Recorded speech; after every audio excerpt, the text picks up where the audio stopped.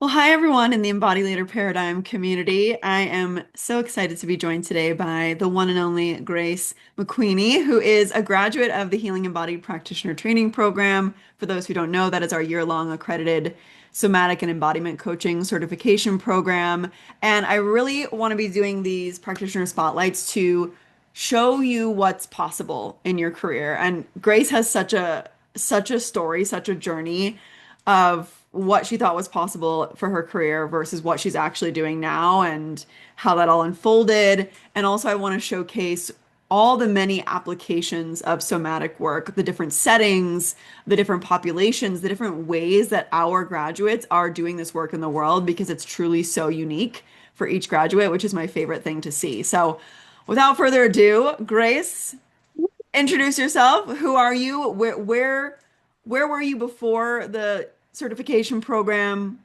And then take us to where you are now. Sure. Awesome. So yes, I am Grace McQueenie. I graduated from the Healing and Body Practitioner Training Program last year in, was it May? September? What month is it? April April. Okay, it's great. 2025. Yeah. Yes, April of last year. Yes. And yeah, I'm in Austin, Texas. It is basically summer here again, which is crazy. I'm wearing a sweater, but it's literally like 56 degrees outside. And I'm like, so I'm one of That those is people. 56 is chilly. Okay. It's chilly. Yeah, it's cold. Okay. I grew up in Chicago though. I'm a transplant to Austin, so I should be better acclimated, but I'm not. Um, so yeah, let's see where to take us first. Before this program, I've been working at a major tech company in a corporate role for 10 years, almost going on 11 years. It'll be 11 years in June. So before this program, I was doing that. I was working in the corporate world. I went to college for psychology and theater, so I'm definitely a creative type who I just didn't know exactly what I wanted to do when I graduated. I was really jaded by like auditions and by which we'll get into, I'm sure, the like academic track of being a therapist. I didn't really want to do either of those things. So I got a job at this tech company, just kind of out of college, and just have stayed because it's really secure. And have always had a feeling that it's not my passion. Like it isn't my soul work or my life's work or even work that is really suited to the way I work as a person. A 9 to 5 really spreadsheet heavy job is very difficult for my brain to focus on. I also have ADHD, so there's just a lot of like accommodations I have to make for myself, and it's just unfulfilling a lot of the time, to be honest with you. So that's kind of my background and like what I've been working in. And then back in, I want to say 2022, 2021, 2022, I experienced debilitating ROCD. So those of you watching this probably know what that is: relationship anxiety and OCD symptoms. I was diagnosed with OCD during this time, and I mean, debilitating, completely debilitated by it. It hit me so fast and furious, and I mean, I couldn't. I had to take medical leave from work at one point. I couldn't eat, sleep, function, had to be taken care of by others. I mean, it was really crazy and difficult and scary. And I dealt with anxiety before then and like depression throughout my life, but this was like a really different thing, a different animal. And when you get sick like that, you often are willing to try lots of things. So I'd been in talk therapy for a while and I just felt so stuck still. And so I started Googling and doing a little bit of research and learned about somatic work and about, bringing your emotions into the body, and that piqued my curiosity. And then I found healing embodied, which at the time was really ROCD focused. It was like I was like, these people, oh my gosh. And long story short, I mean, I spent like, I'd say it was like 2 years of doing in like group containers and one-on-one work with healing embodied, learning somatic work as a client. And it changed everything, everything, my whole life. Not only did it heal my ROCD in a way that I just can't even, it's hard to even express what healing a body did for me. And it also inspired me to kind of start to consider this path that I once thought I would take. I wanted to be like a drama therapist back in the day because I thought that was really cool. And then yeah, I got really scared of like the pressure, the academics of it. It just like I just decided not to. So I started to get curious, like, you know, how could I even outside of like a big career shift, right? Just like how could I do this work? I just felt this like hole with no logical answer to that question. I want to make that really clear. Like I did not have like a knowing sense of like this is how I'll use it. It was just like like a pull, a little like curiosity, and literally Chelsea and Sarah like at that same time unveiled the practitioner training program like right when I was like getting curious about it. And we might have even had a conversation, Chelsea, where I was like, man, I really wish I could do it, and I don't want to go to a master's program. And you were like, just give me like 2 weeks. You're like, just give me like 2 weeks to like I have something, you know. So yeah, it really and you know, it is an investment. It is a big investment, and that's always scary for me. I have like money anxiety and just time anxiety, and I really took the leap and like went with that pull and had no clue how I was going to use it. Like I remember being in the first few sessions with the group and being like, "Hi, I'm Grace. I work at corporate in this big company. Like I have no idea what I'm going to do with this. I just feel like it's important to learn it somehow." Throughout the program, I started to really hone my skills as a practitioner of this work. And it was really, there's nothing that like solidifies your own healing, like teaching, you know what I'm saying? Yeah, like teaching others. It Like it that was, locks it in deeper. yes. Yeah. Like I wasn't done. I mean, you're never done, right? But like I still was experiencing some ROCD and OCD struggles when I started the program. And it only helped solidify all of the skills. I just have this resilience that I just like I've never known. And personal disclosure, like after the program, I was able to taper off meds, and I've been on meds for 15 years before then. And like it was just and look, like I won't digress into that, but I will say, like, I think meds are an incredible tool, and I so advocate for them. Like, especially when people are in there, like, really in it, it helps you do the work. So I'm so grateful for it. But I'm curious about my base. Like, I was just like, I don't know, I've never gone off of this, and it really, that's how resilient I feel. Like, from being a client, but then from the practitioner training program. So one, like, it actually helped me personally in ways I can't even describe, and then as we went through the program, and there's people in the program inevitably that are in different paths. Some people are therapists, some people are, we had a doctor in ours, which was amazing. Like, so you kind of get inspired by each other's dreams for the future and like what you could do. And you have a space to share, like, I don't know what I want to do. And like the program helps you get a little more clear on that. So by the time I had graduated, I really wanted to start my own practice and like my own and try this work like for real. And again, started not thinking that way at all, ended like, oh, I want to try this. And so yeah, so I have a technically like a business, a side business, private practice, and I still work full time. So what I realized was that, you know, for my life and my capacity, I'm also planning a wedding and there's like a million things happening. Launching a business with marketing and and all the things that come with that is not maybe was what I originally wanted when I graduated because I was so excited to get started. But it wasn't, I realized it isn't the only path. So I still have that. But what I ended up doing is actually getting hired by another company as a practitioner. So now that company, which is like, I remember I just couldn't believe that someone wanted me to like work with clients for them. Yeah. So yeah, that's where I'm at now. I'm working for, I don't know, should I keep it anonymous? I don't know. Anonymous You or can share. right? I mean, Okay. that's whatever you're comfortable with. Yeah. Yeah. Yeah. So yeah, if any of you have seen For Love We Heal, this is Alex Bishop's company, and he focuses on attachment wounds and ROCD. So his practitioners in his company that's like our specialty are those two things.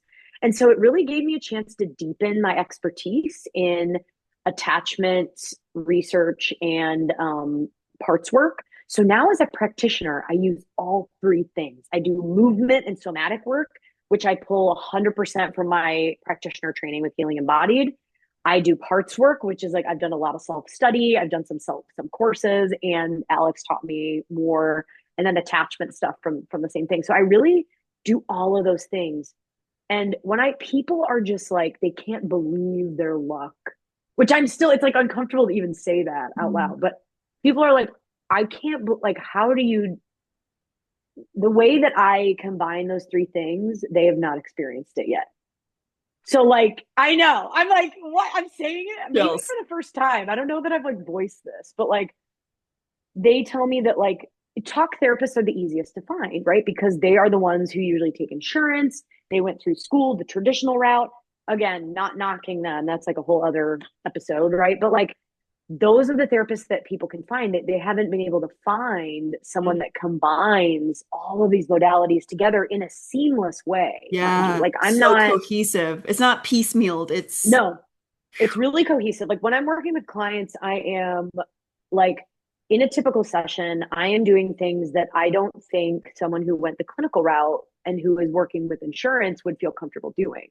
I'm not talking about diagnoses. I am doing parts work with the person, same session. We're doing movement. We are doing this thing called ideal parent figure imagery, which I'm obsessed with. We're doing so visualization. We're doing some yeah, I said somatic work, parts work, and yeah, we'll work on like attachment wound healing, inner child work.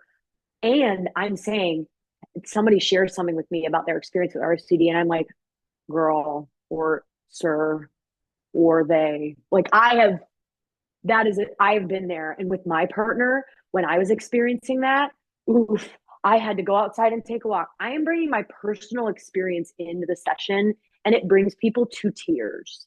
Like because we are taught, and this is I feel like this is a good like wrap up of my whole speech here, but like we are taught, therapists are taught to keep a really strict wall between their personal experience and the client experience and like not share personal things.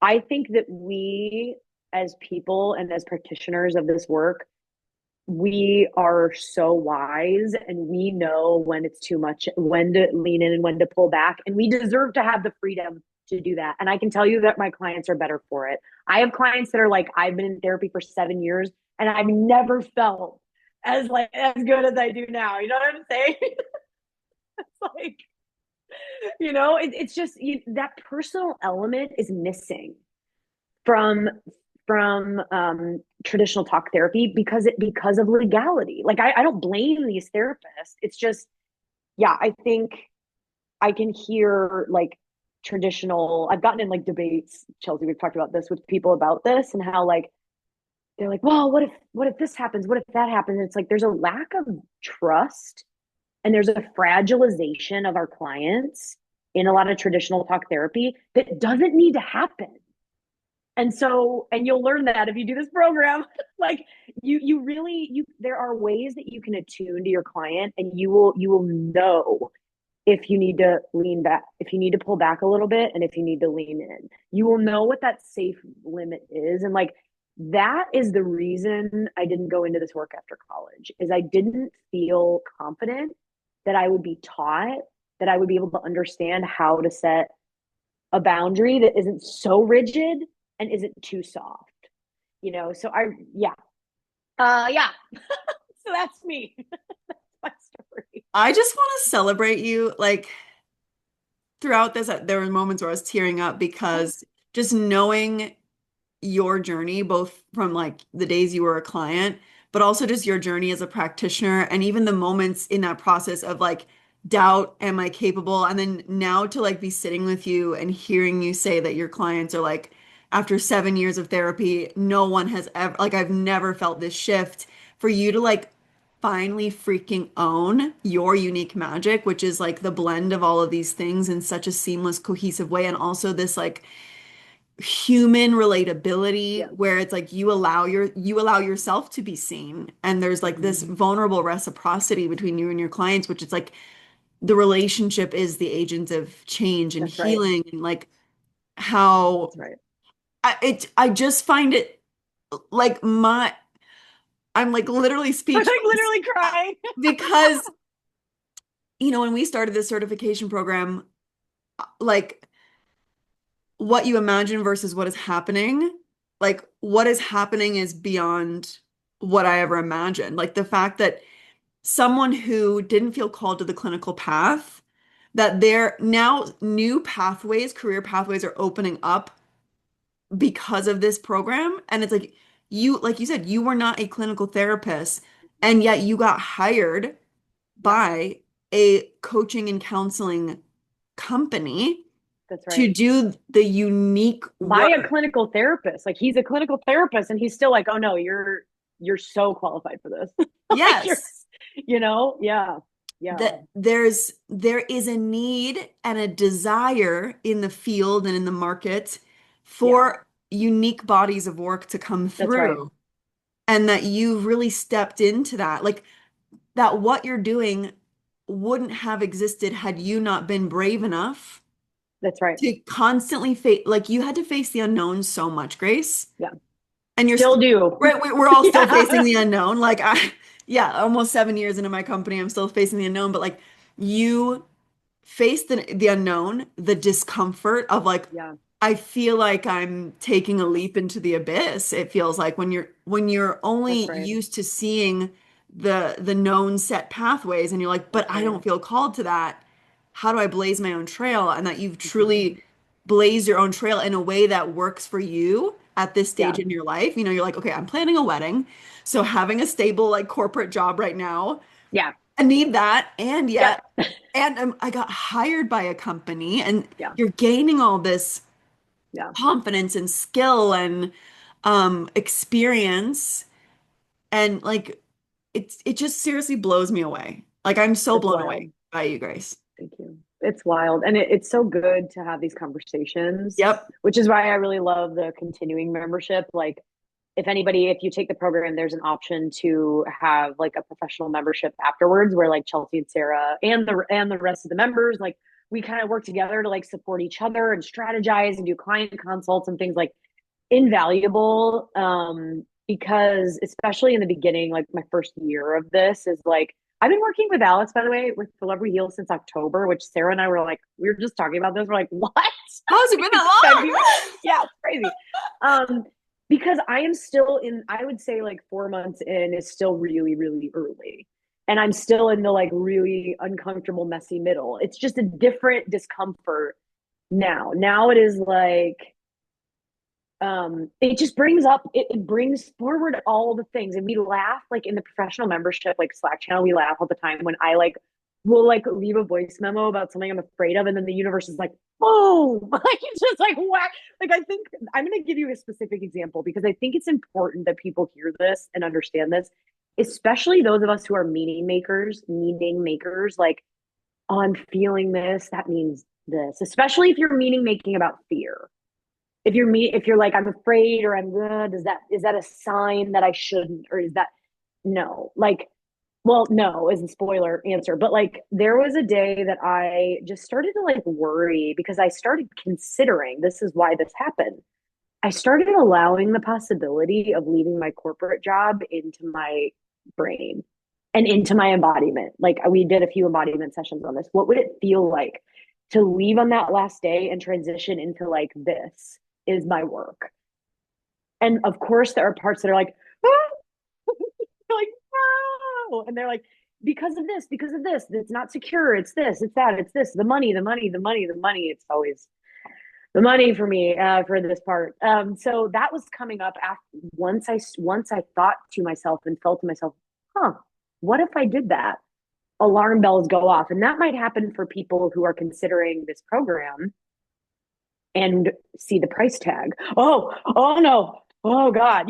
Just that feeling that doesn't mean anything. Let me just start with that, right? Like it just is, it's your parts want you to stay, like there are parts of you that want you to stay the same because the unknown is so scary. So that's why like all the things that Healing Embodied, all of like the free workshops that y'all in this group have seen, like fear of disappointment and like being comfortable with uncertainty, like those are all skills you're going to need no matter what path you go down. I digress a little bit, but I was posting in the Slack group one day, This was like maybe a month or two ago. I think I might want to transition this full time someday. I don't really know when, but someday. Should I go get my degree? Should I go get a licensed clinical social worker degree? Because will I be able to sustain myself financially and have job security as a coach practitioner? Because it is self pay, right? Like some people will not self pay, they will only go through insurance. So, like, should I just bite the bullet, fork over the money, fork over all my time to do that? And I could feel in my body like leaving this voice message, like getting like breathy and just being like, I was like already pre-tired, I was just like, it just felt so like the dread that washed over me. But this part was still like, well, this is a necessary evil. And all it took was for me to get curious. Like, is it? I'm not saying it isn't, but is it? And then had a really good conversation with you guys about it. And Chelsea, you left me a voice memo that I saved that is like gold. That is like about how that degree doesn't mean job security anymore. It just doesn't. Like I'm not sugarcoating it. Like it doesn't. It just does not. How many people do you know that have degrees that are doing something completely different because they have to, right? It's like there is job security is sort of a myth. Like there is always Yeah. a And chance. especially since that social Yeah, work and therapy is no longer considered a professional degree, by the way, so you won't even be able to get loans to cover your tuition that's right. for your 60 to eighty That's thousand right. dollar program. That's So right. You're gonna have to do personal loans and they're like 20% interest. It's just it's and that's that like that is a point. But the other point is like it was the system and the narratives that I'm fed by academia, because I went to like a small liberal arts school. It was very academic focused and not creative focused, right? And it's like, you know, if you don't do degree equals job, if you don't do degree, you're unsafe, you're on the street, right? And that is a narrative we have to constantly challenge because we grew up with it. Our parents' generation taught us this, and our world is not the same. So, like, anyway, at the time though, I was really struggling with that. And then the next day, Chelsea, was when the person in my life who I'm very close to blew up my phone with like all the reasons that like I shouldn't be doing what I'm doing as a practitioner. And that I'm like, I'm being unethical because I'm like pretending to be a, a therapist, and I'm like, I could be harming people, and people, she said like people with real trauma should find a real therapist to help them. And like, it really was a moment, and everybody just like rushed to my like support in that group. It was just so, because everybody has had that fear and they're like, oh gosh, like everybody was ready with like supportive advice.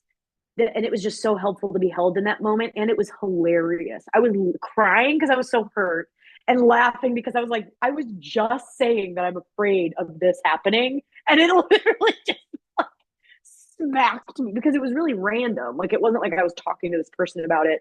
She just has her own, it was projection, right? Like she has her own fears about, she went the traditional route with work like this. And so there's just a fear from people that went the traditional route that they are somehow invalidated by those of us who didn't.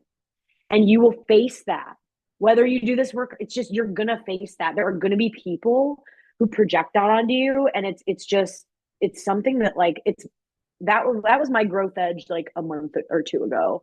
And now I'm like feeling better about that. And my new growth edge is something else. Like there's just always something that I'm working on. But like a year ago, could never have seen where I am now. So I have this mantra that I say to everybody when I'm working with people with RCD. There's a reality that you can't imagine. There is a reality that and it is okay that you can't imagine it. You just need a tiny blind faith whisper that it might be there. Because when I was going through ROCD, I'm freaking engaged now. Like, what? Like, when I was going through ROCD, I could barely spend an hour with my partner without panicking. And now I'm going to live with it the rest of my life, right? It's like there's a reality you can't imagine because your body hasn't been through it. And so it's my advice to anybody like thinking about this kind of thing and just and not having a clear path. You don't have to have a mind map of what your job's going to be. If you feel a pull toward this work, you'll figure it out and you won't be alone. You'll have people walking beside you, like Chelsea and Sarah and the rest of the students in the program, like helping you get curious. Like I remember moments when like the retreat was like so big, reflected back to me, noticed my unique magic and was like, oh, it's that. Like that was really amazing. Like through the practicing of work. Like I remember doing some practice sessions with one of the other with the doctor, love her, if she's watching, hi. And her saying something to me like, yeah, you just have this ability to like open me up. She's like, I'm usually kind of like a closed person, and you just have this ability to like, and I wouldn't have known that if she didn't reflect that back to me. So that's another reason this program is so valuable, is like through the practice, you're going to have help pointing out what you're really good at. You don't have to know it yet. You just have to like play until you get there, and someone will be like, that, wow. Oh, yeah, because I feel like maybe a lot of people go into, I feel like what happens in normal academic settings is all you're told is who you should be and what you're doing wrong. Yes. And like follow what's in this book in a session, not like don't go Goes, with yeah. what you're feeling. Yeah. Yeah. But Yeah. I love that you brought up like this emphasis on actually you finding your unique strengths, your unique, we say it so much, Mm-hmm. your unique magic, Yeah. because there is something that's so innate to each person that's not Yeah. innate to the next person. Mm-hmm.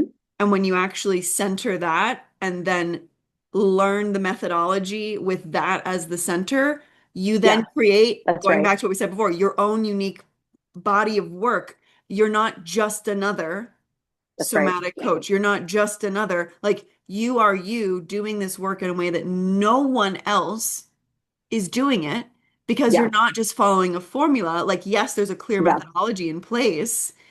It's rooted in theory, but and you're bringing it forth in a way that like has never been done before. That's right.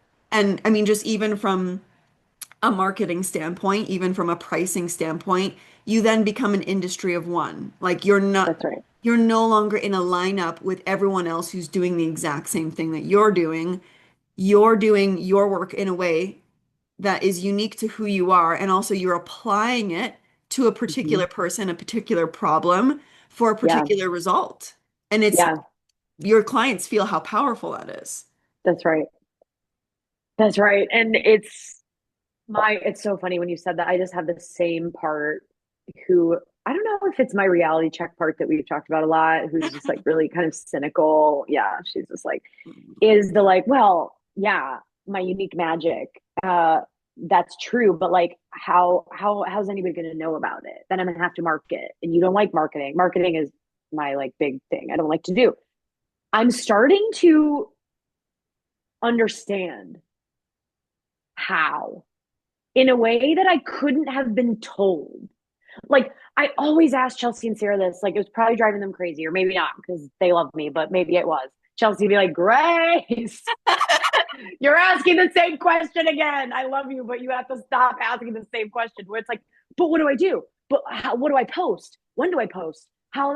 It's like I'm starting. Like it's like very foggy, and the fog is starting. Like I'm starting to kind of get it. It's like you kind of you just start doing the work in some way. Because I can hear people's parts being like, well, yeah, but okay, my unique magic is all well and good, but the world needs marketing. It's like, yes, but actually, the advice I would give someone new to this is like, the marketing doesn't come first, the work comes first. You know what I'm saying?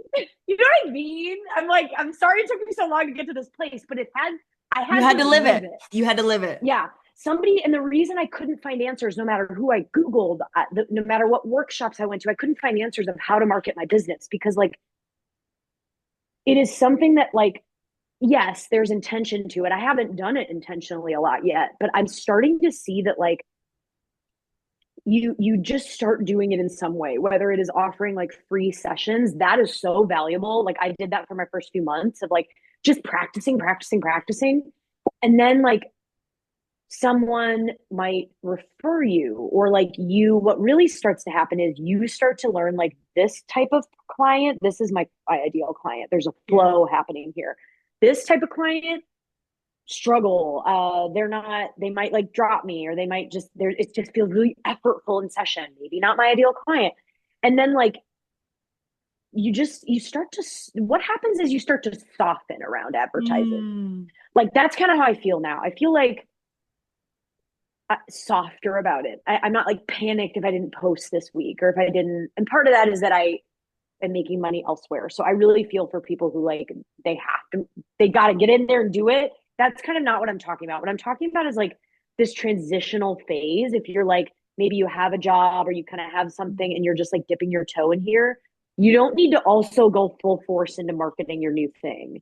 And I know this is the audience for this is more people thinking about doing the program, but I mean, I was thinking about marketing from like day one, and it was so helpful to be told like, stop. It's just it's last on the list. Like there's so many steps before that, and so now the growth edge. I don't know. I think somebody told me that from Healing a Body. It might be you. I love that term. I use it all the time now. Um, is okay. I think I know who my ideal client is. Mhm. How do I attract them? So that's like the next step that I'm going to start getting curious about. But the last thing I'll say like on this is like it just this has taught me like the program working with Healing Embodied and my own healing, everything happens about 100 times slower than I thought it would. Like, Yeah.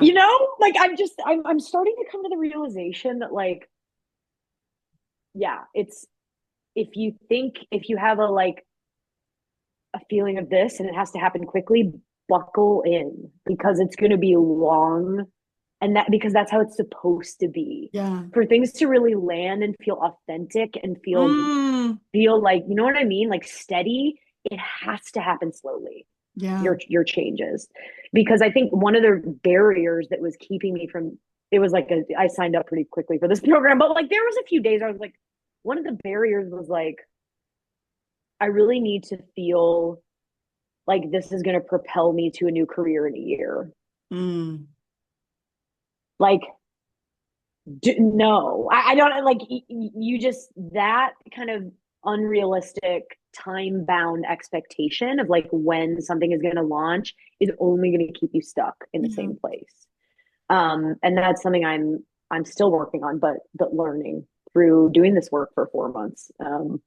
Yeah, and Yeah, it's such a long game, and the thing is what I've learned in my business journey and what I've seen from yours, and it's we think it's all going to happen at once, or we think we yeah, need to have it all figured out in a time frame, but it's like yeah.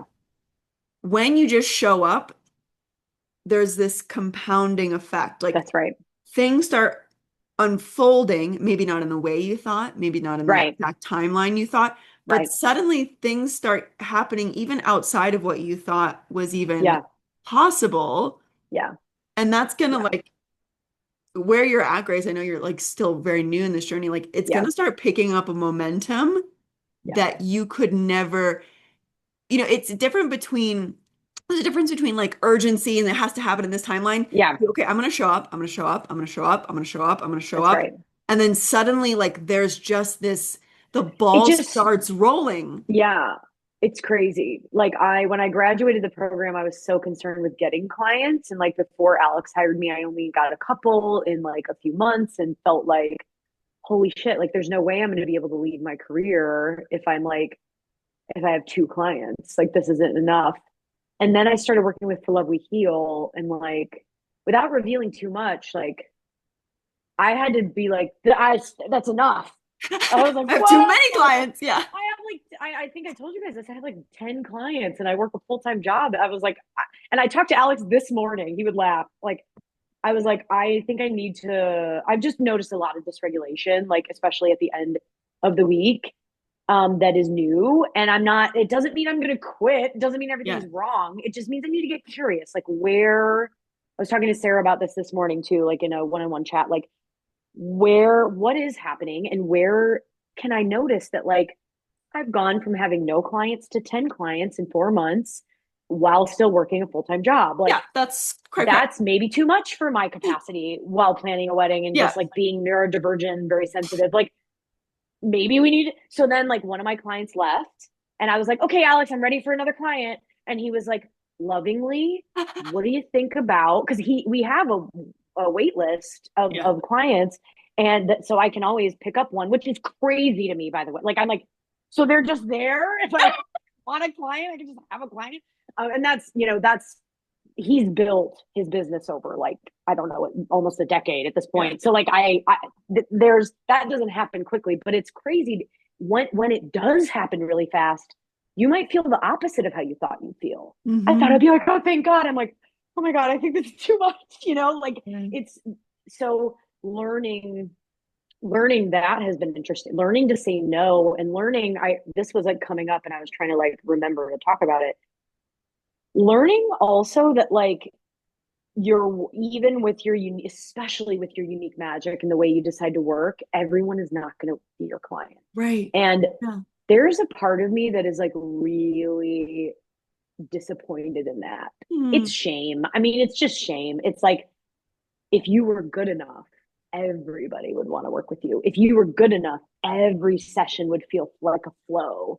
And it just like you just have to get really real with yourself. We've been talking about like inner parent, right? Hmm. You have to just get really real and be like, honey, no, you are not for everyone. And, Yeah. and, and that's, I love what Tori says, your business coach says, like, that's good. Yeah. It's good. Like you want to be really for the people you're for, and you want the people who you're not for to say no so Hmm. that you can like further clarify.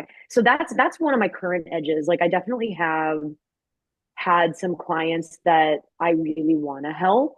I have a part that is like really desperate to, I get overwhelmed with like the pain in the world, like Yeah. Yeah. Yeah. many of us hypersensitive people do, and have a sudden urge to like save everyone and help everyone. And if I can't, I'm like, and sometimes like I'll work with a client. This has only happened a couple times because I've only been in the game for a few months, but like that we just it's just not something is not it's not flowing. Hmm. And either um I continue to try different things because I have a big toolbox, Hmm. luckily. And then something works and I'm like, oh, or something that works, but like starts to flow. I'm like, oh, it's them. Okay, Yeah. good. Yeah. It Yeah. might not be the usual.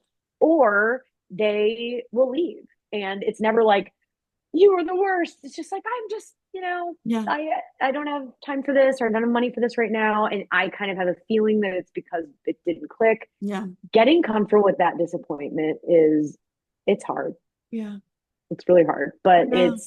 but you have to. Right. You don't want to work that close. Give your invaluable time and Yeah. energy to someone that it's just not flowing with. Yeah, Yeah. because I think there's so many of us who go into any kind of helping profession. There Yeah. is this unconscious program that, like, I have to help everyone, That's and right. the whole be all things to all people kind of narrative. Like, Yeah. you should be able to help everyone, and if you can't, there's something wrong with you. But what you're saying here is actually when you own that you're not for everyone, Hmm. then you can prioritize your time and energy to your more ideal Hmm. clients, which then Yeah. this leads you to develop more mastery in your unique body That's of right. work. Because when you're trying to like make your work fit to whoever is in front of you, even though they're not like they would be a better fit for someone else, Yeah. then you're actually like watering down the potency of the body of work that you're developing. And That's right. so like what you've been doing, it sounds like is yeah, leaning into that edge that like, okay, I'm not for everyone.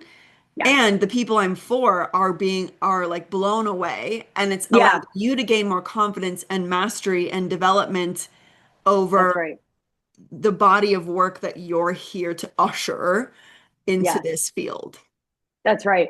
It's like it's interesting. I have a couple things coming up around that. One is that yeah, I will work with a client that is more difficult for me to access or work with or like understand their process. Like there's just something about our communication that's tough.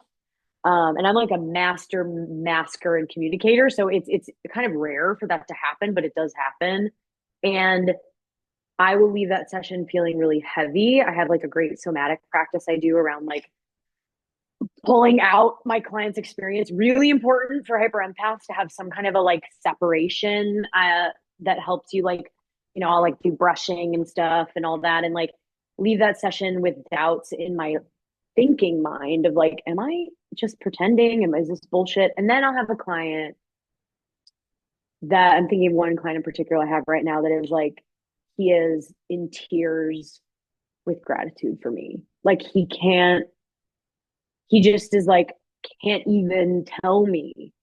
He would just look at me at, like, almost makes me cry in session. I have to be like he will look me in the eye and be like, you have a gift. Like, you are, I mean, he's like, I just can't even, just, you changed me you've helped me change me, he said to me once. And I was just like, like, I And love a you've client like only that. been And I'm like, doing that's this for 4 months. right, right. Like, And I'll be like, I meant to do this work when I hear that. Yeah. So it's like, but the thing, but yes, those experiences are great because I see that, like, when it's a client that I'm just not working well with and I have those feelings, that doesn't mean that my truth is this work isn't for me. yeah. I get to decide that, right? And my growth, I'm sharing, like, transparently, my growth edge right now with this. I need to find a different word, but I love that term. It's working. It's working. Is I I am allowing a little bit right now, my client session outcomes to influence my confidence in my ability to do this work. Mm, And that isn't sustainable. Like, I know that yeah. cognitively. I'm like, I know that this is something I'm going to have to shift. And I'm not like, how do I shift it? Okay. Okay. Let me, okay. How am I shifting it? And this is the first time I'm not, I mean, I've sent a couple messages in Slack, but when I get this way about it, I am like I'm like inner parenting myself. Like, okay, Mm, I know this is something we want to tackle. I know this is something that's really uncomfortable. And I trust that I'm going to figure it out. That insight is going to come with doing the work, with yeah. talking about the work like we are right now. Like, I'll probably walk away from this and be like, I am going to do this and I'm going to do it. Yeah. Yeah. Because yeah, I'm feeling my emotions being tugged around by my sessions right now, transparently, not in a debilitating way Yeah. because I've done this work already, but like in a way that is like, okay, this is something that I do want to work on and get curious about. Why, Mm, what can I do somatically to support myself before and after sessions to kind of detach from that client outcome? Because one of my big things is empowerment of my mhm. clients. And you and I have talked about this. Like, my ideal client is someone who I can lift higher, who is like, has curiosities about healing and who is like kind of starting this work and who wants to be like boosted up, Mm, not rescued out of a pit. Those are yes. different, right? Those are different energies. And I do find myself getting into pit rescue energy with ROCD, especially with people in the depths of it, because it's so painful. And I've been there. So I'm like, oh my God, I don't Yeah. want you to feel this way. It hurts. It hurts. But like, I also just have like a really core value of not fragilizing my clients and Mm. believing that like the only way to climb out is to like have someone walk beside you as you do it. You have to do it yourself. So like, I'm being like really challenged to practice that, to remember that core belief Yeah. in sessions when someone is in so much pain, And you know? honestly, like, first of all, incredible, like your level of curiosity and awareness of like what comes up for you personally in relationship to your work and that you're doing Yeah, your own somatic work around your own that's personal right. stuff.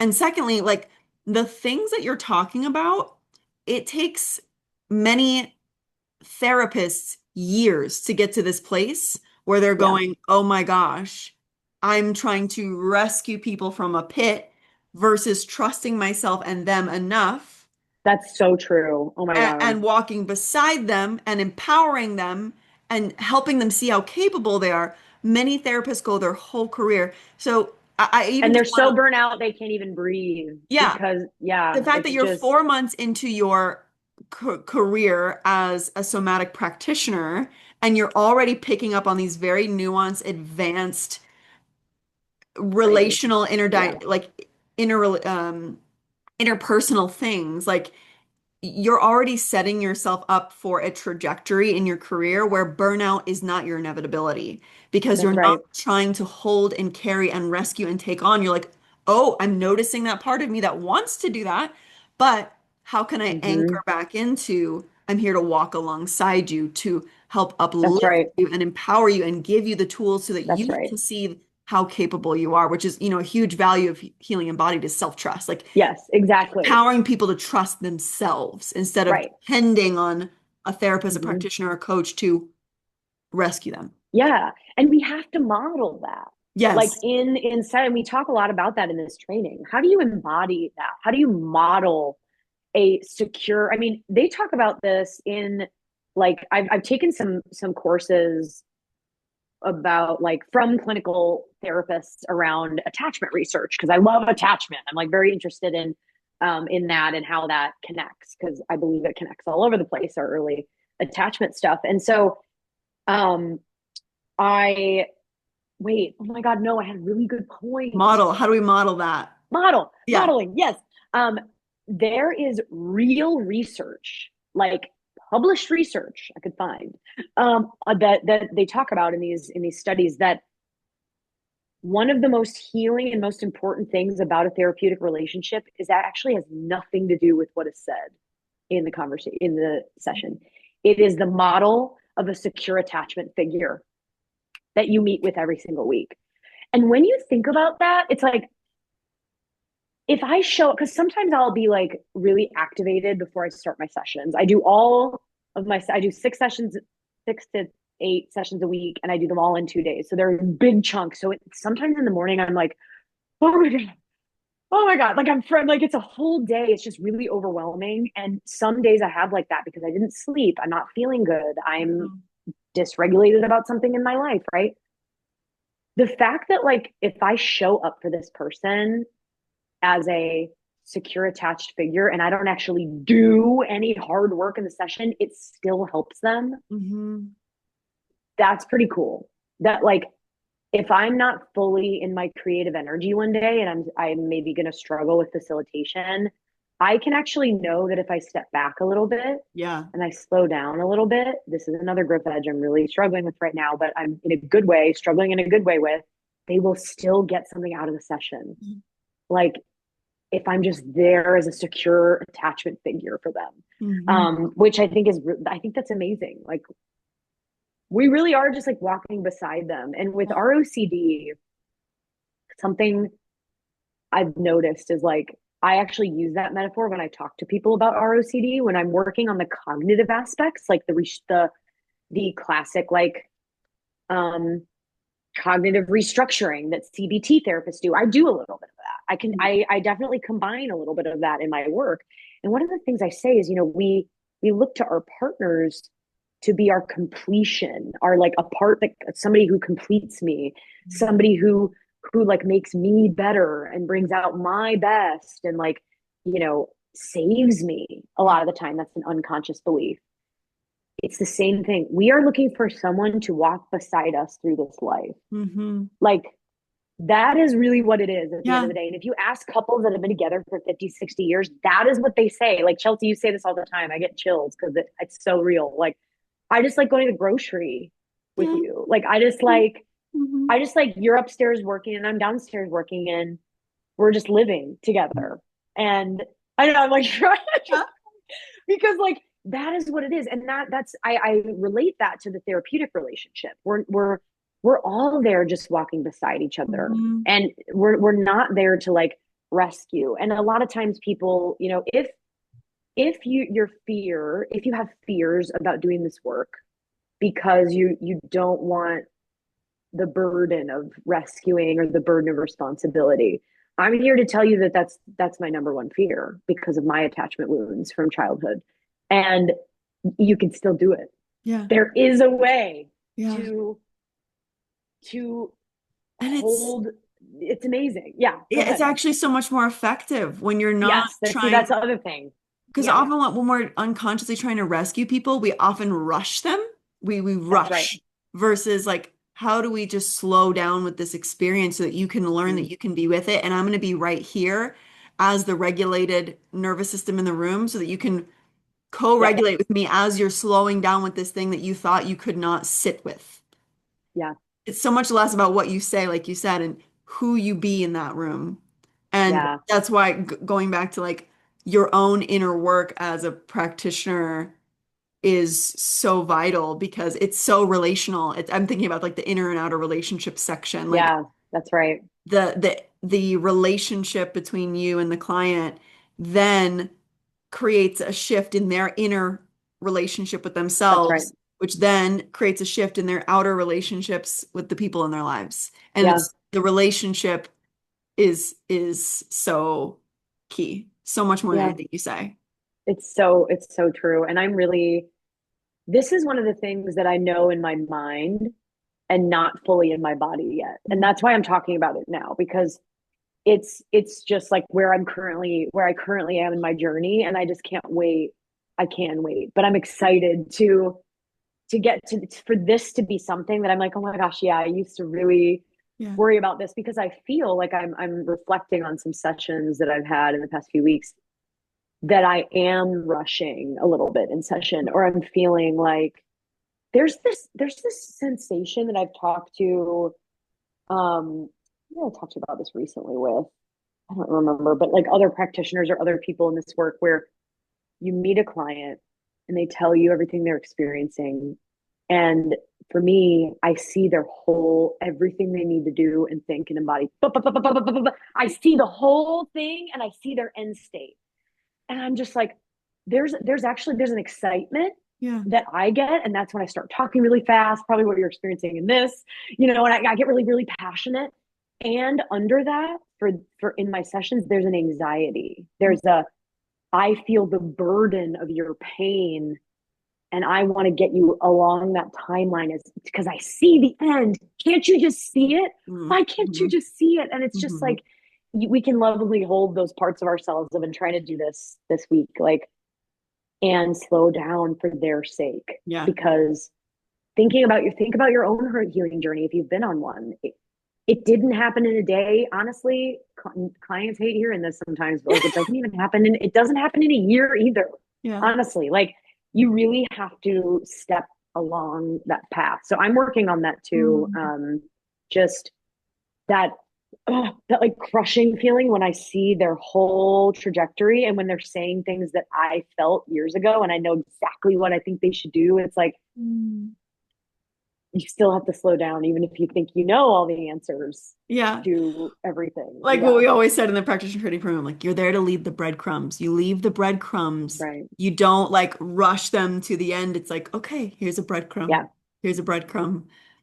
Because you're leading them to that place. You're not dragging them there. You're not that's right. because they have to like have the embodied awareness and the embodied aha moments Yeah, versus like us as the practitioner being, and here's this, and it's because of this, and it's because of this. It's like they have to, we know it, we can see it, but it's like, how yeah, can you tactfully and mindfully be like, okay, yeah.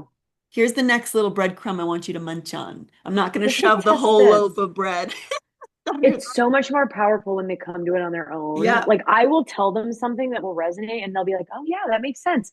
But when it comes from them, they're like, "Whoa, yeah." And Yeah. that's the thing. So I think, I know we're at time. Like, Yeah. the last thing I want to bring up, or maybe it's more of a question. I don't know. It's like, the difficult thing for me has been, and it, like, even thinking about doing this work in the training program, is like, yeah, it's all well and good to like slow down, but they're paying X money for Mhm. this hour. So really sitting with whatever parts of you come up around the money aspect of this, around the fact that you are being paid, Mhm. and the fact that, like, because I worry, like, oh, if something, even not a big shift, but if something doesn't shift in this session, or if something in this session isn't profound, they're not going to want to pay me anymore. They're not going to want to. And there's just, that's what capitalism how capitalism wants us to feel, right? And it's Yeah, a yeah, very yeah, yeah. real fear, needing to make a living, right?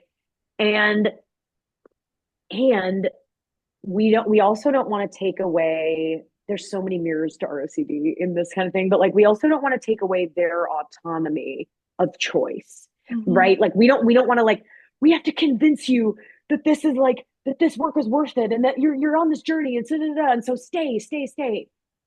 If they decide they want to stay and work, and do the work and be patient enough and curious enough to do the work, that's their choice. If they are like, this isn't enough, I'm leaving, we got to let them go. Because the thing Mm, is that like when they're ready to show up and when they realize that trying something, dropping it, trying something, drop when that pattern doesn't serve them, they'll know. We have to know that they'll know someday. They'll yeah. be like, maybe I should stick with something, you know. And so that's something I'm working on too with like the money aspect of this because we don't take insurance as Yeah. practitioners, so like there is an expense associated Yeah, with and it. it's so much of a, again, it's this inner outer relationship piece. Yeah, We have an exactly. inner relationship with money that's of Yeah, scarcity, and every moment has to be optimized in order to yeah, know that it's worth it. It has to be the best in order to be worth it.